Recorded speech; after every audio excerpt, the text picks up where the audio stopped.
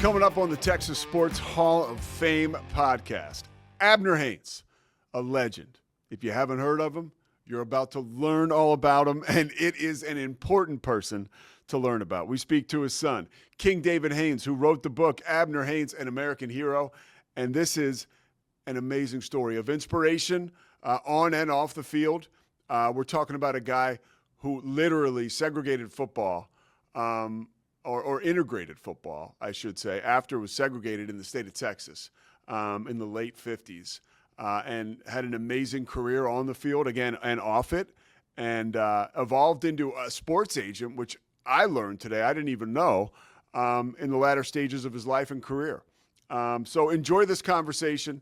Another member of the Texas Sports Hall of Fame, Abner Haynes. He's really seems like a member of life's Hall of Fame, and you're going to enjoy this. We'll be right back to the Texas Sports Hall of Fame podcast after this message from our sponsors. This episode is presented by the Hampton Inn Waco. When you come to Waco, be sure to stay at the Hampton Inn Waco. Located just a short distance from the Texas Sports Hall of Fame, you'll start your day off with a delicious complimentary breakfast, and you'll also enjoy the Hampton Inn's free Wi-Fi, fitness center, and pool. Next time you suit up and bring your team to Waco, make the Hampton Inn Waco your home base on the road. Now back to the Texas Sports Hall of Fame podcast. You know what's so special about your dad? So many things, right? But like for somebody that didn't know about him and didn't know his legacy, the Kansas City Chiefs, their team historian, a day or two after he dies, wrote this just glowing story about him for the team on the team's website and in all their publications. And this is the best team in the NFL, right? Like far and away, honoring your father, who was a part of that organization many moons ago.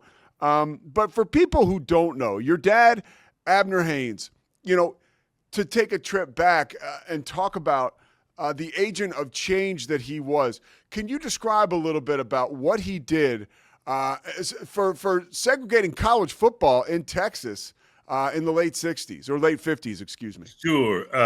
He was the first in 1956. He and his high school teammate Leon King were from Lincoln High School in Dallas, and they were the first blacks that were allowed to play at what were the white universities.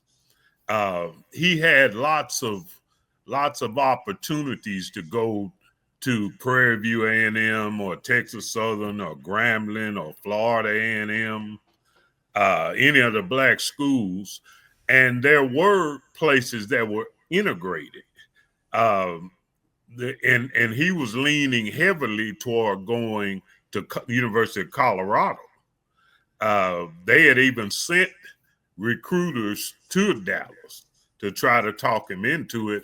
And they really were the leaders. But my dad's father, my grandfather, was a bishop in the Church of God in Christ. And he was a bishop at that time when they had to make this choice. And I think that had a lot to do with it. Like I've written a book about all of this. And Abner Haynes, An American Hero. Yeah, exactly. It's on Amazon. Thank you for that. I really had a lot of joy doing that, and it eased everything. Because my dad's last few months, he would enjoy retelling me the stories. Oh, that's awesome. Yeah, it comforted him a lot. But anyway, back to what you were saying. And so everything was separated in 1956.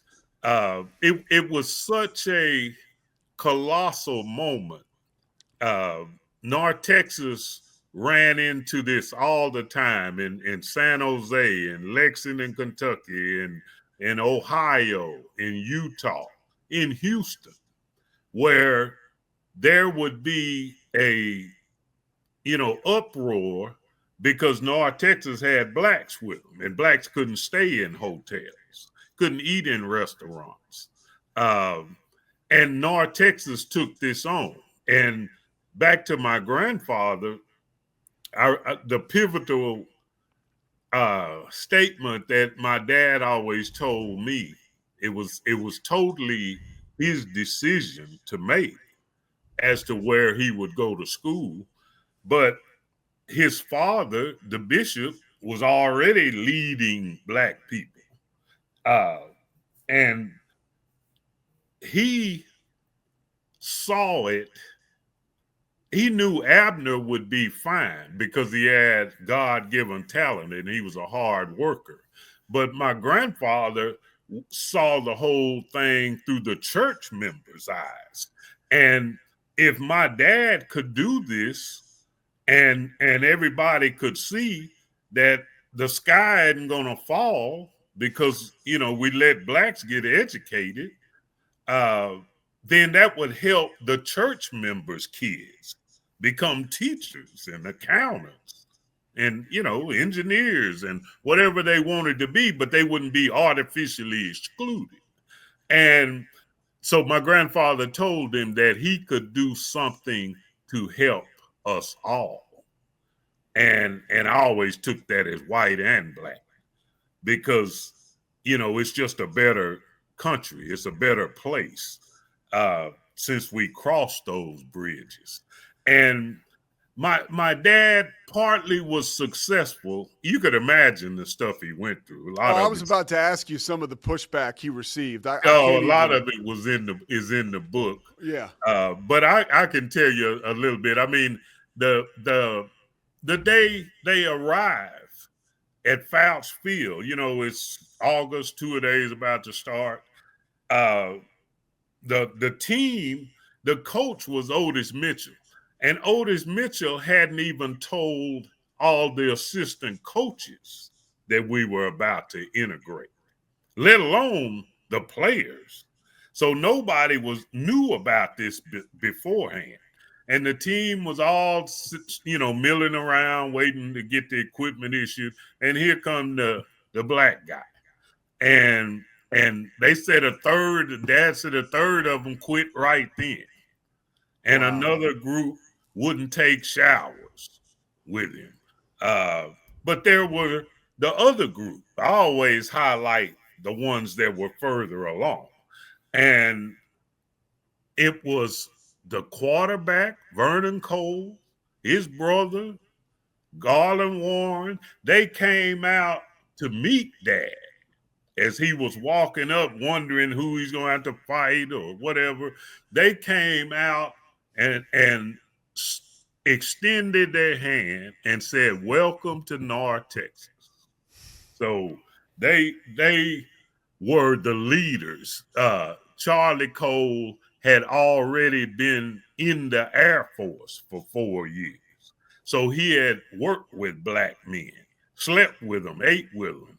And he already knew, that was, nothing to hold any of us back. So there were key people at this time.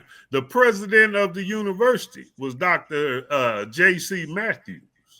And Dad always told me he would physically come to practice every second or third day and just sit in the stands because he was sending the message that he wanted Abner to have a fair shake. Well, he certainly had it on the field, especially. Yeah, they it wasn't like everywhere they would go. I single out Houston. It just blows me away because I used to live in Houston. But they were going to play the University of Houston for the Missouri Valley Conference Championship game. And now this is maybe his junior year or something. They had already been through so much together. But even then, the city of Houston, fourth largest city in the United States, they could not find a hotel that wanted any of that money. Back then, the football team came and the band came and the cheerleaders and a bunch of drill team and fans. Everybody was going to have to eat. Everybody was going to have to sleep. And they didn't want it. They turned, can you imagine in America? organization turning down all that money to uphold the way it had always been. And North Texas, the fans, the players, the administration had become sick of it by then because they faced this everywhere they went. The Mississippi schools wouldn't even play them. They told them to leave the blacks at home, or we wouldn't play. And that was, North Texas's money games, Ole Miss, Mississippi State, and Southern Mississippi. But they went, and all of them had grown tired of it. And one of my dad's favorite guys and coaches was Fred McCain. And Fred McCain came up with the idea, and they rented a train. And they were going to ride a train to Houston, stay on the train, eat on the train, and go play the game and kick Houston's butt and come on back to Denton. Well, a bunch of the fans got wind of this. And, they went and rented another train. So they had 2 trains go to Houston to play this game. And an impromptu pep rally broke out at Union Station in Houston. And my dad, he's told me this all my life. He says he's never felt togetherness like that. And they were all together, us against the world. And the funny thing, all the black people in Houston knew about this and black people all over the country knew about Abner Haynes because, they prayed that this would work and he wouldn't knock somebody out or be uncoachable or hard-headed. So everybody could say, see, we told you. And that didn't happen. But people all over knew about him because they related it to their own kids. If he could do this successfully, then my kid might have a fair shake in his life.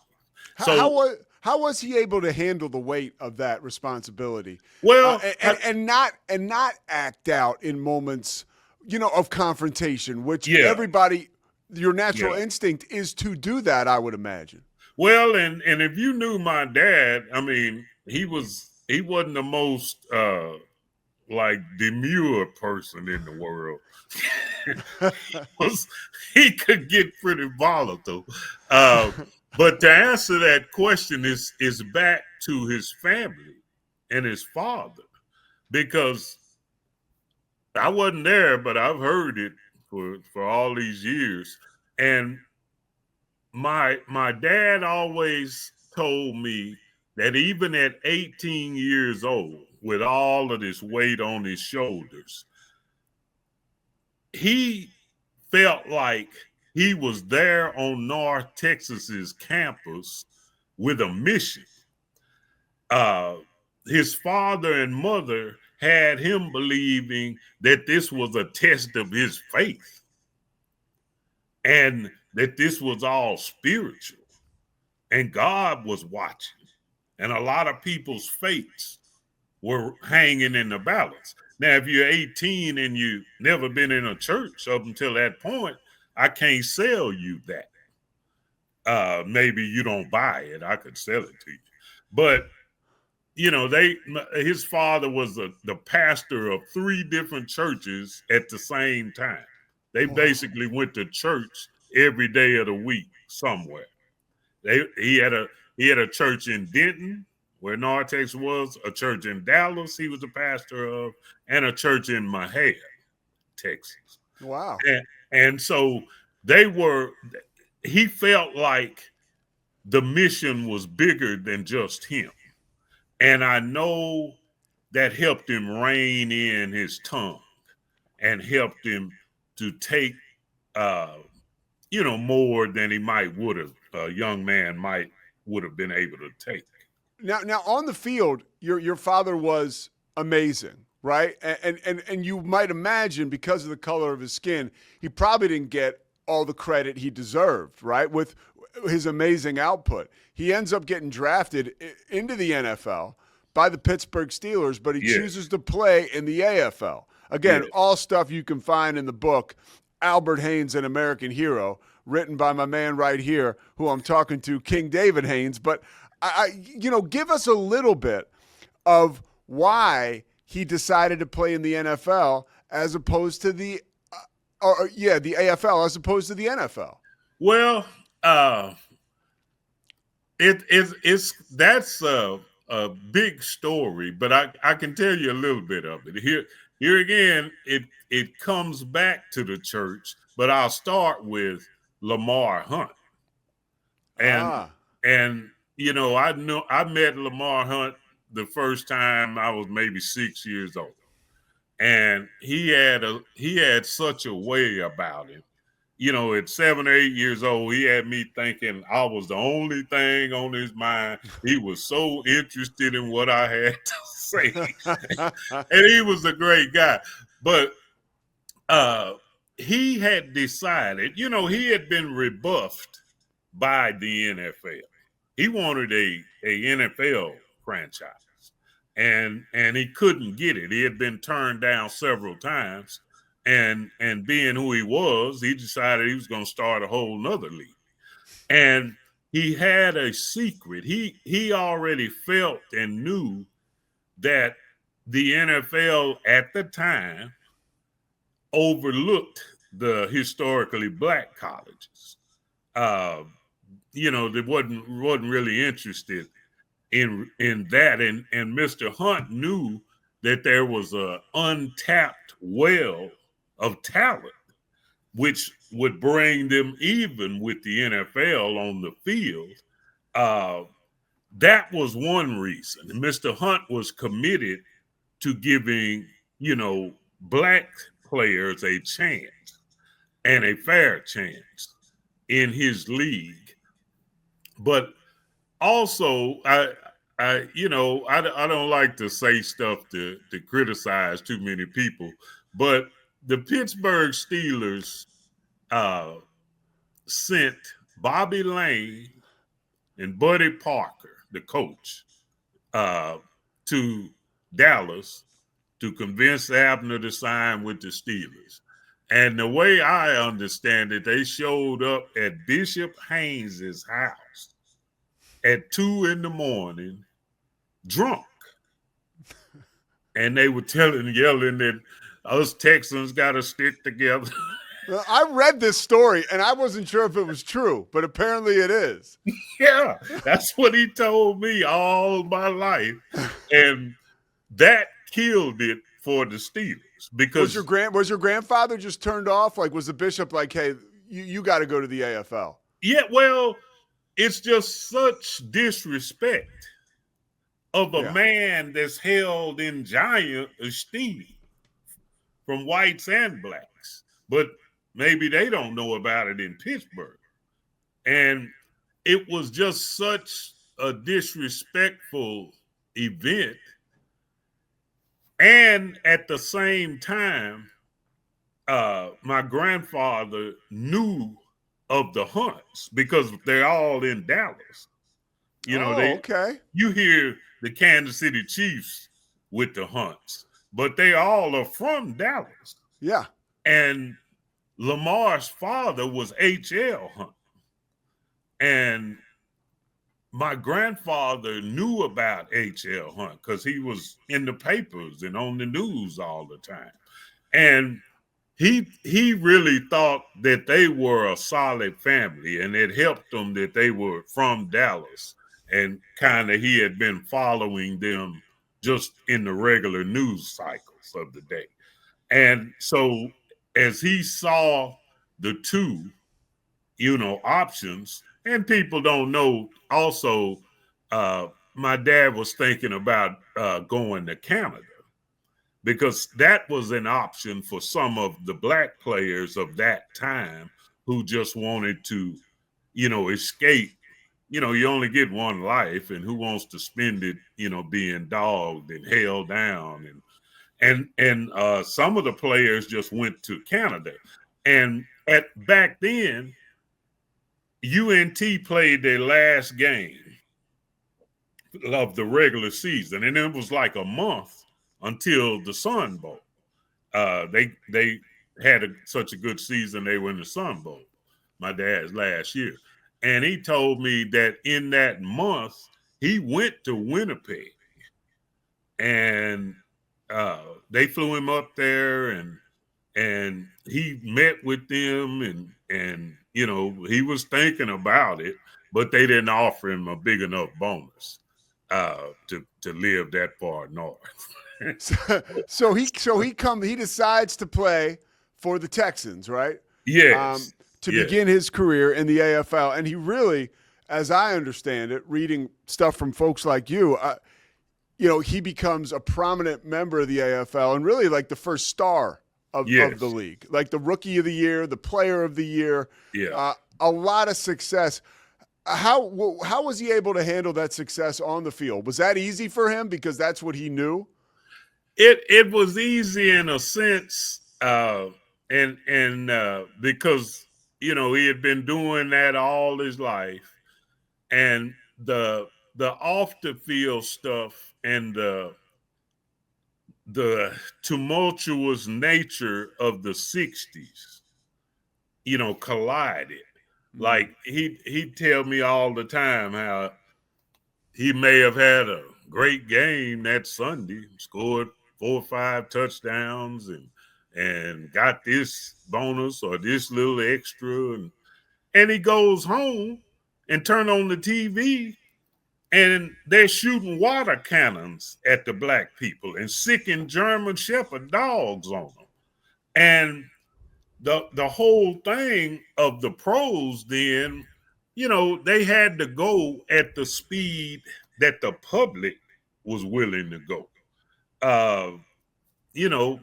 They couldn't just trot out a team of half blacks. I mean, even the Chiefs had 3 black guys on the team.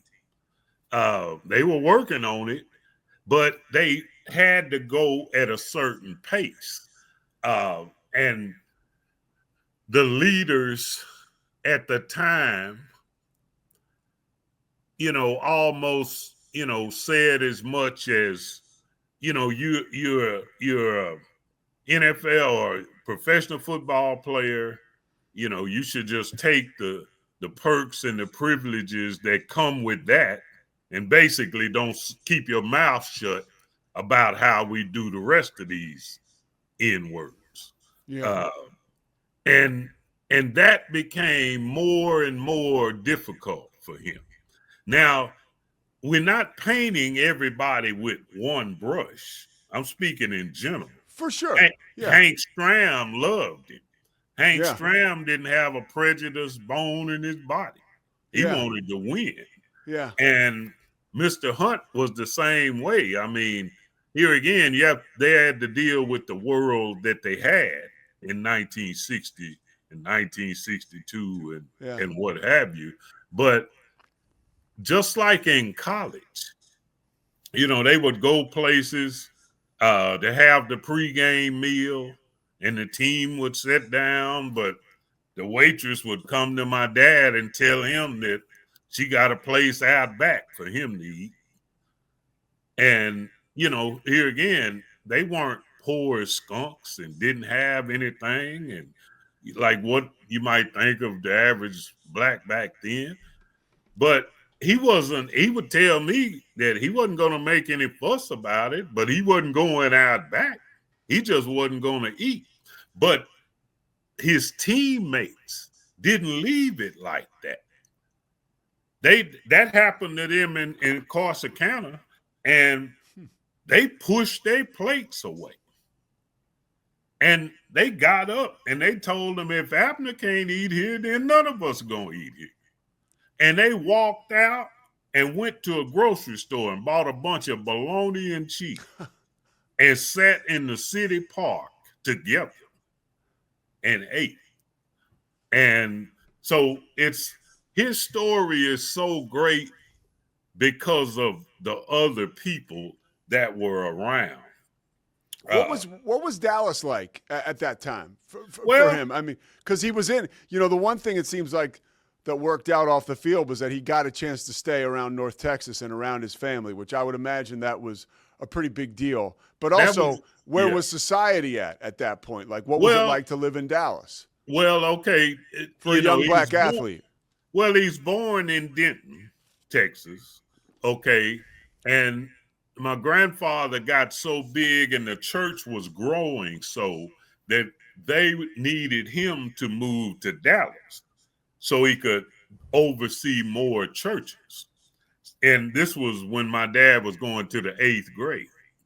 So at the time, there were only 2 junior high schools in the city of Dallas that blacks could attend. And they went to register Abner, and the school let them know that the 2 schools are overcrowded. And so the whole 8th grade class is going on to high school. and they were the only class that ever went to Lincoln for 5 years. But it was the same way. My dad tells this story about he loved track, and track was his first love. He won a state championship as a sophomore in the hurdles. And so he loved track. He could really run. And at a all-white school, Hillcrest in Dallas, there was this great white runner named Eddie Southern, a quarter miler. And they had become friends because coaches know they don't give a color you are. You need competition to get better. And so the white coach at Hillcrest, and this is long before 1956, the white coach at Hillcrest and the black coach at Lincoln would get together. And although it was against all the official rules, because we can't have whites running with blacks, they would go and practice and run against each other. And my dad really, really thought a lot of him. He was a great runner, but that's the way it was then. You couldn't. It wasn't any mixing officially. Okay. Any kind of the races that was just not done. How about playing? You mentioned Hank Stram. Hank Stram. The quote was talking about Abner. He says he was he was a franchise player before there were franchise players. And coming from Hank Stram, that's the ultimate compliment. What was your father's relationship like with Hank Stram? Well, Dad always told me that Hank, more than anyone else, understood some of the pressures that he was under. He understood how to talk to him. He never had done well with people yelling and hollering and a rah-rah type guy with the insults and what have you. And Hank, to this day, I mean, one of his son and I are great friends. And, we always get together at chief events and Lynn Dawson's son and all of these are my great friends. But he was special. He was the one that looked out for Dad, like beneath the surface. And he wouldn't let him get caught in the wrong situations. They had a wonderful relationship.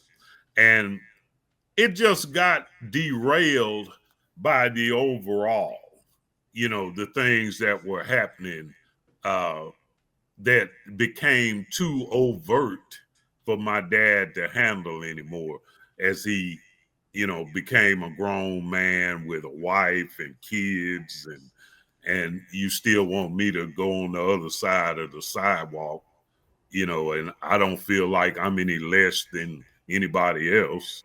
But Hank and he and my dad had a wonderful relationship, always did. And even when the Chiefs traded him to Denver, it wasn't because Hank Stram wanted them to. How was that? Like when your father ends up getting traded, like how was the rest of his career in the AFL, his professional football career? Well, he was roommates with Joe Namath. He liked that. When he played with the Jets, he was. He played with, and he and Joe were big friends because they were a lot alike. And Joe really didn't care what color you were. He was that kind of guy. But I don't know. I mean, and it's sad to say, but I think that is the point where he was looking for something else. Because, it was different then. Like they didn't make enough money where their great grandkids never have to work like they do now. When my dad played, guys had summer jobs, to keep the ends meeting. He worked at a bank all the time. But I think he was on his way out. It's funny. One of his greatest fans was a guy who his family had several jewelry stores, and they weren't any big huge corporation then, but his name was Donald Zale, and wow. Yeah, and that's another guy, I've known all my life. He's passed away too. He used to love to take us sailing on his yacht, and he'd show me how everything worked. He was so funny because, like, when I first started hanging out with him with my dad, he'd always take us to these different lunches. And he had his spots in Dallas where I didn't realize this, but, of course, they already knew he was coming and all of that. And they've been there before. They know who he is. But when we came in the restaurant, I mean, they had half of the whole place set aside. And he would always just be offering you everything. Here, you want some of this, David? Try some of this. And my dad would tell me he does that to everybody, so don't sit up and eat 4 pieces of cake. He's trying to see if you got any discipline. So, but he was so funny. So, but Donald Zale was another guy that was before his time and further along than needing everybody else to know that he hates them. Yeah. He talked to my dad and kept encouraging him by letting him know he didn't want to just give him a job. He was going to have him work in every department in the company so he could represent the company and be a corporate officer. And here again, if you got a $300 million contract, who cares about the off season and whatever. But that's not what they had back then. And my dad was already looking at, he could see that he had ruffled feathers by them having that boycott in 1965 at the AFL All-Star game. Yeah, so let's talk a little bit about that, because that's not something I want to go over. That's a huge part of your father's life, of the book. Take us inside that situation. Well, in 1965, there were a lot of big cities that didn't have football teams. New Orleans, Charlotte, Tampa, there was no teams there. And Mr. Hunt was marketing, and they would play exhibition games in cities that didn't have a team to, kind of, get the fans before the NFL did. And that's why they were playing in New Orleans that year. And it was just a nightmare. My dad flew in with his friend Clem Daniels, played for the Oakland Raiders, but he was from Dallas area, from McKinney, and they flew in together and got to the airport. They couldn't even find a cab driver to take them to the hotel.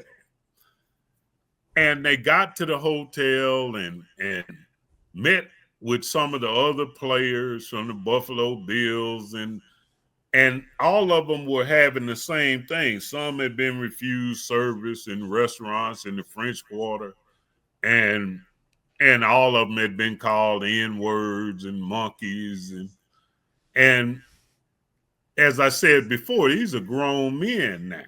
Yeah. And with families and kids. And they decide they couldn't stomach getting treated like that. And by the way, just for context, I know this is in the book, but so there were 20 black players that were on this team, right? So it was like, it was almost for the city of New Orleans. It was like, oh, that's too much. You know what I mean? Like that was even more why there was so much of a, because usually 2 or 3 guys on a team, not like 20. Oh, you know? Yeah. And exactly. And they just couldn't stomach going trotting out and entertaining the same people that just treated me like dirt. Yeah. You know, for a couple of days. And here again, what's interesting is how the white guys react. Jack Kemp was the quarterback of the Buffalo Bills, and he was there. And he was telling my dad he's 100% with them. Whatever they decide to do, just let him know. And Jerry Mays was also with the Texans. And he wouldn't, my dad always told me, he wouldn't leave his side until they left New Orleans. And they moved the game to Houston instead of canceling the game or making it any bigger incident than it was. But the Chiefs felt like, I'm not going to say what they felt like, but that got him traded to Denver. That was on a positive note to the story, Al Davis was pretty involved, right, in getting the game moved. How involved was he? Well, I think that's really who did it, and who I don't think Mr. Hunt was involved in it a lot. Okay. I think it was Al Davis that, didn't leave the players hanging, didn't go ahead with the game and act like none of this is happening, but had it moved to Houston. Okay. It's a touchy subject, but a lot of the reason why, my dad was basically blackballed because that's not the kind of blacks we wanted who would speak up and defend themselves, or, he kind of was supposed to. I think he was the highest paid player in the AFL, I think he was making $55,000. Okay. Of course, a loaf of bread cost a quarter. Yeah, that was a lot of money back then. Yeah. That was a lot of money back then. Yeah. But he, it's touchy, but, it all worked out because he made his stands. He never regretted them. He was at peace, because, he felt like he did what was best for his people and his family. I think we would all agree your father was on the right side of history as far as that situation is concerned. And like you said, it's touchy, but that part is pretty simple. It's touchy, and you can almost see what the powers that be. This is the way it's always been. We don't really want to rock the boat. It's working for us. Uh-huh. And why would I want to change? So it's better for you. But there were people, that were further along in their thinking all the way through. Back to the coaches at North Texas, some of the students. Tell you about another student. My dad really appreciated this guy. He was a male cheerleader for North Texas when they were going through the integration of Texas. And his name was Norman Miller. And he ended up starting Interstate Battery Corporation. But when he was 18 and 19, see, even though my dad was let into school, that's why I say the public wasn't ready. It wasn't just a few people. This is the way everything was. They come from all white worlds. They never see black people. But even the students risk being ostracized if they were seen walking around the UNT campus dealing with my dad. And just like with the players, there were some that were already past that and further along, and Norman Miller was one of those. He didn't care what people thought. He didn't care what they said. Abner was his boy, and he always stuck with it. And he'd walk with him around the campus. He didn't care who saw him, and he always defended my dad. And he really appreciated that. I wish I could see Mr. Miller and tell him thanks. Maybe he'll hear this. You never know, right? How about life after football for your father?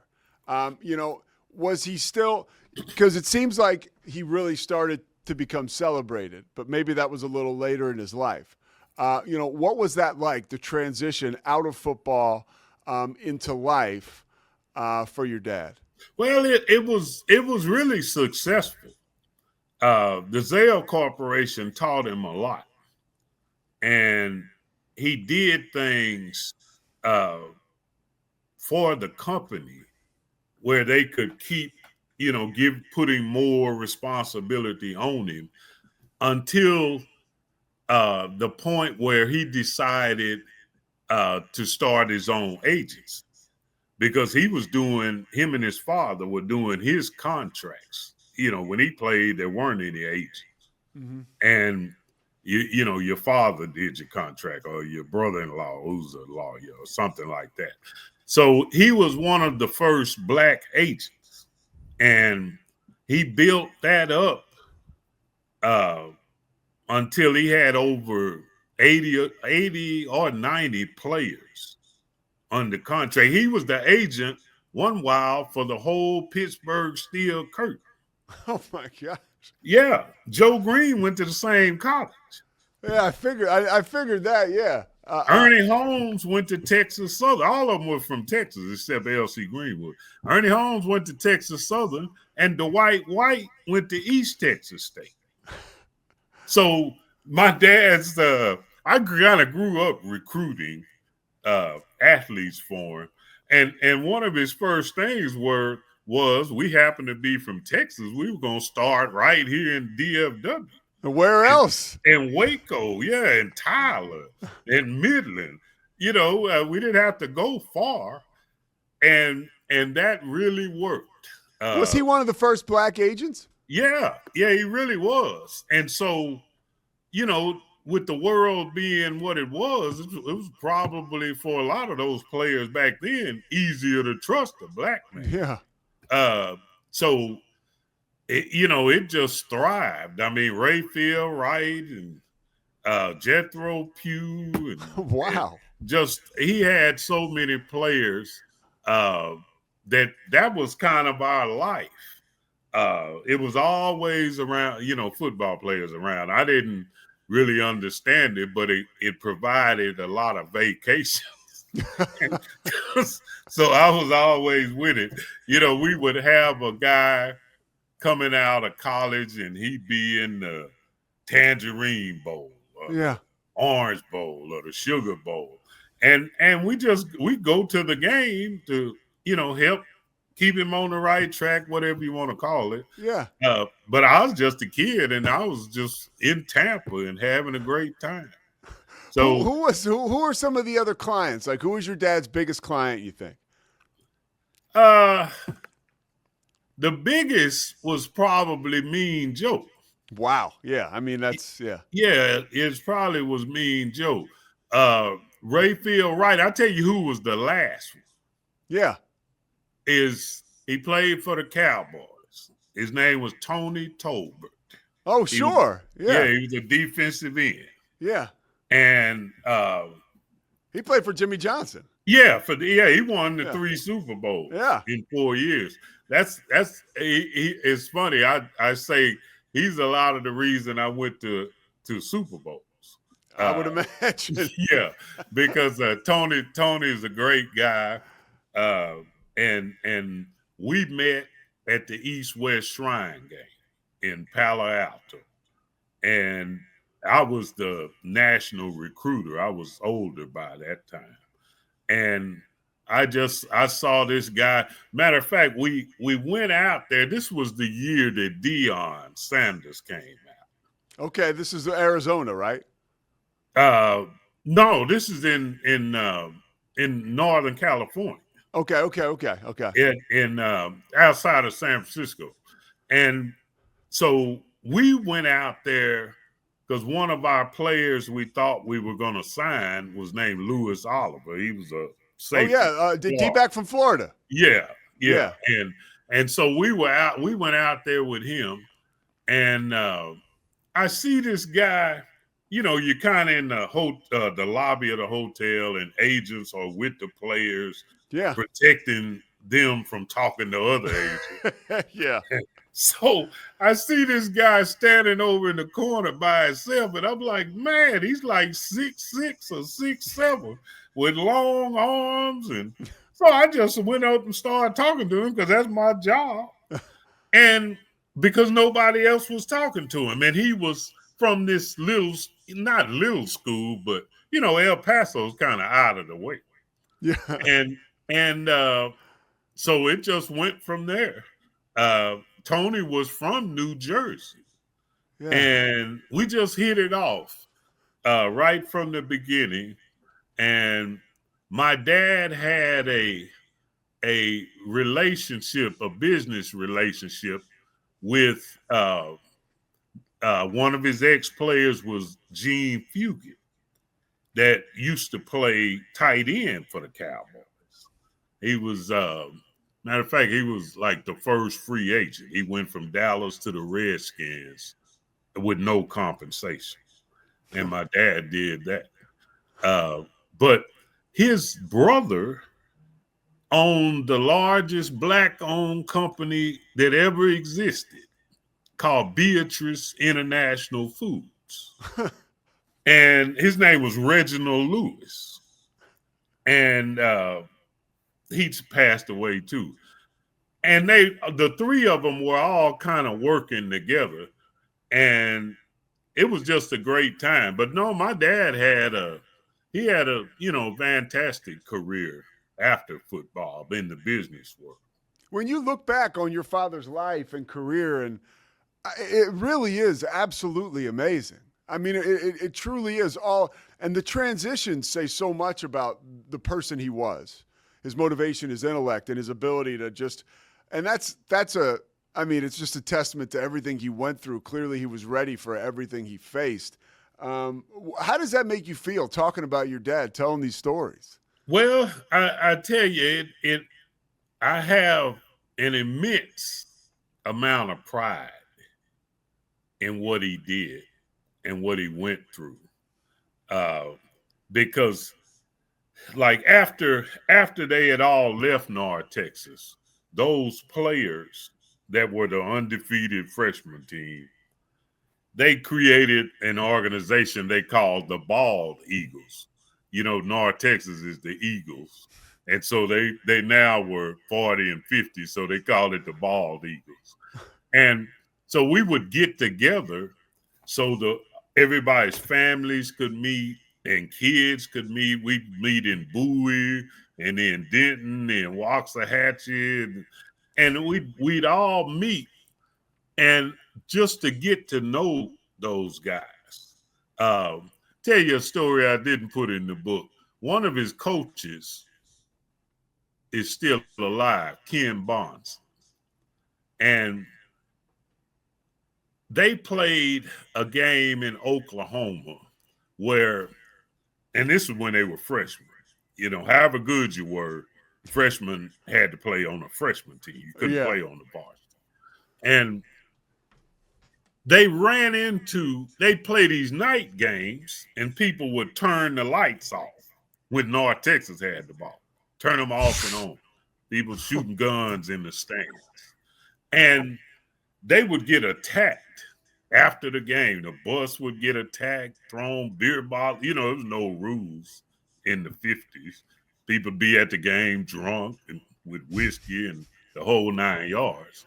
Yeah. And so Ken Bonson already had been through this a couple of times in other small towns.